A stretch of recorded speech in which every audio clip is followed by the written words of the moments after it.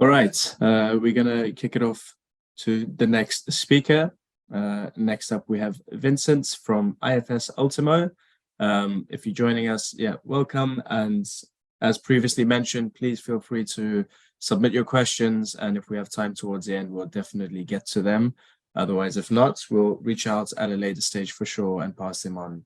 So Vincent, I'm gonna pass you the controls and you can take it away. Thank you, Mikael. I hope you can hear me now. Yeah. Okay, great. Well, thank you. Welcome, everyone. Good afternoon. Welcome to this product special about scheduling. My name is Vincent Ligt, and I'm a product manager at IFS Ultimo. Today, I will give you an overview of the different scheduling tools in Ultimo. And at the end of this presentation, you have an idea about the possibilities and what might be a good solution for you. So first start, what are we talking about when we are having it about scheduling?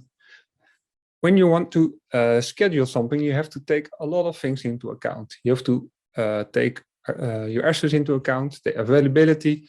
You have to think of your resources, their skills, their availability. So it's like a puzzle, a giant puzzle, and you want to put all the different pieces together and to create one schedule. So let's talk a bit more about those different aspects.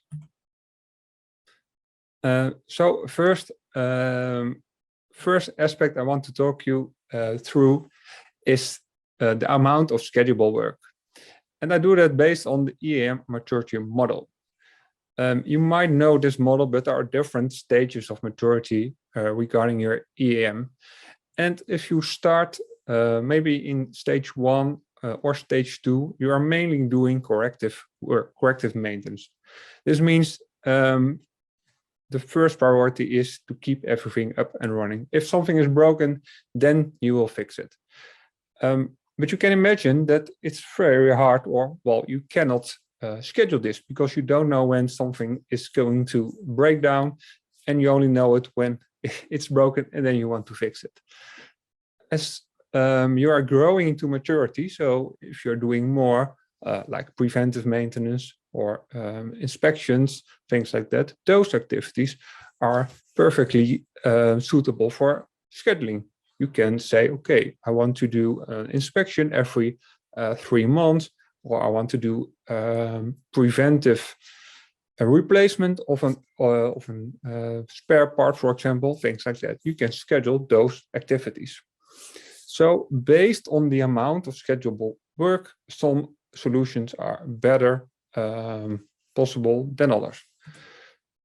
So if you at the stage 1 or stage 2 and you are mainly focusing on corrective maintenance, then you might want to have a look at the selection list and grid widgets. So they give you an overview of what is coming up, and you can say, okay, those jobs I am going to do today, for example.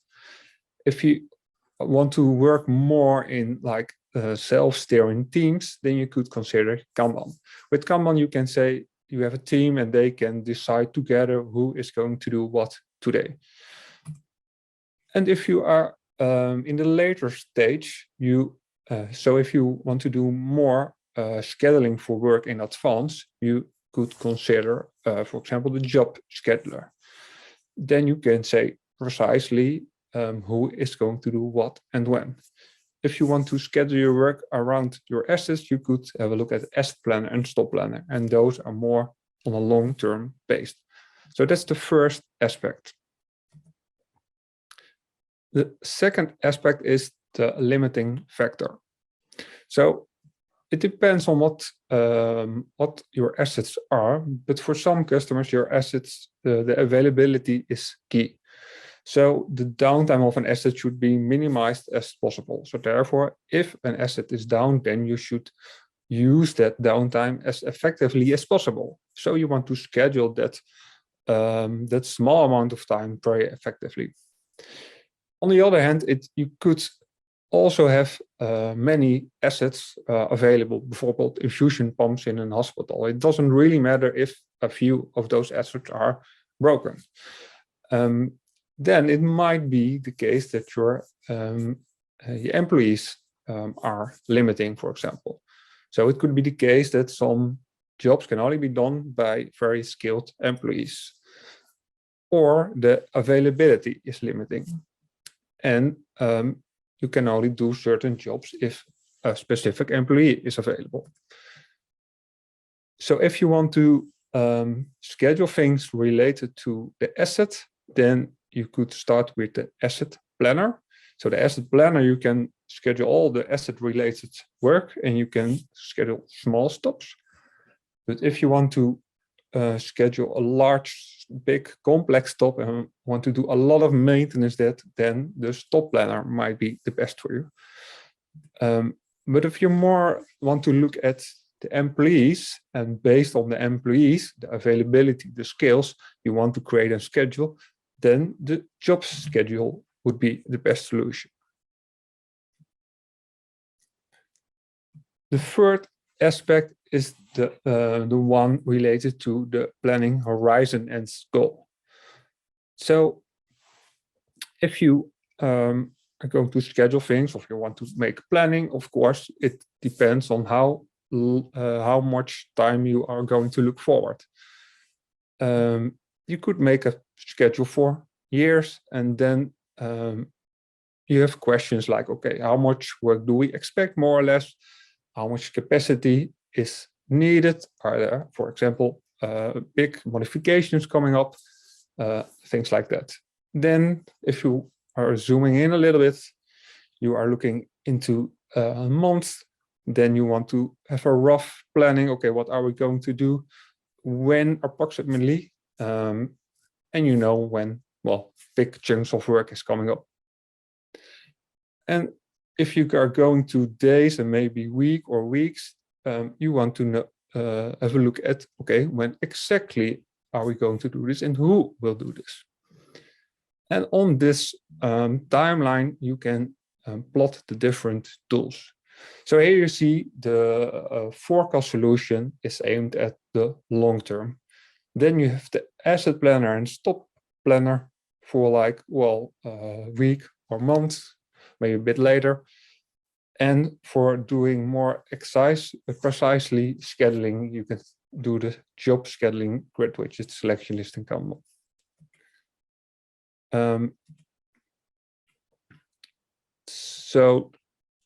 So you can, so the different solutions can help you with specific questions. So like the forecast, you can use it to help you with the question, okay, how much do we need, more or less? How much capacity do we need? What kind of work is coming up? The asset planner can be very useful also as a communication tool between maintenance and operations, to so that operations know, okay, when is maintenance being done. The stop planner can help you with the most efficient way to schedule stop. The job scheduler will help you with when exactly and who is going to do this. The grid widget and selection list helps you with the question, okay, what am I going to do today or this week? And if you work in a team, you can say with Kanban, okay, what are we going to do or this week? So based on the horizon and based on the questions you have, you could consider one of the different solutions that we have available. And I will now zoom in a bit on a few of the tools, not all of them because of the time, so I will pick 3 of them. I will start with forecast. So forecast is for the long term, so from 3 to 10 years. It gives you insight into cost and hours. So you can, if you generate an overview, you can choose between costs or hours. So you see both examples on the screen. And what a nice thing is that besides jobs, it also looks at expected periodical maintenance or preventive maintenance. So jobs that are not yet generated are also taken into account. So in this way, you get a good overview about what kind of preventive maintenance is coming up. And it can help you with questions. Okay, do I need more or fewer resources? Maybe outsource some things, and questions like that. So then we are going to look at the asset planner. So the asset planner is a bit shorter ahead, so weeks, maybe months ahead. And it helps you with planning all asset-related work. You can position the activities amongst each other, and also with together with production. So in this screenshot, you see the green area, that's a planned downtime. So production knows that the asset is not available at that moment. And you can schedule the activities as effectively or efficiently as possible. And you can also see the activities that are coming up for the asset. So maybe something that is scheduled 2 weeks later or something, maybe you can put it in the same stop, or you can postpone some activities because you are already doing other preventive measures. So the asset planner is a perfect tool for helping you with those challenges. And then the job scheduler. So the job scheduler is based around your employees. So in this case, you have your team, your technical service team on the left, and you have the availability is related to shifts. So you know who is working on what day. And you can schedule the jobs precisely for the employees. And this is the new job scheduler, and there you can schedule on a sequence. So you can say for an employee, you need to handle these 3 jobs, and this is the priority. So you can make a detailed planning. It gives you an overview of the workload and available capacity. So I'm at the key takeaways. I hope you get an overview about the different possibilities in Ultimo. And what I like to end with is that the scaling tools should be not a goal, but a solution to help you. So you should always start with, okay, what is my goal? What do I want to achieve? And maybe a specific tool could help you with that. Because it could be the case that if you are doing a lot of corrective maintenance, for example, well, then you shouldn't look at the job scheduler because you are constantly moving jobs around. So that's one thing to keep in mind. The second is to determine your EAM maturity so that you know that you at least be aware of the amount of scheduled work and where are you standing. And also it can help you with how to how to grow in maturity and how to, and then maybe other tools are useful. And based on that, so based on the goal, based on the needs and the amount of schedulable work, you can select a right tool. So I hope that Ultimo can help you with that. So this was the end of my presentation. Maybe there are some questions. Yes, thanks a lot, Vincent. We've got, just a minute left to maybe go through the questions. We do have one question from, this is, what is the difference between Kanban and the job scheduler?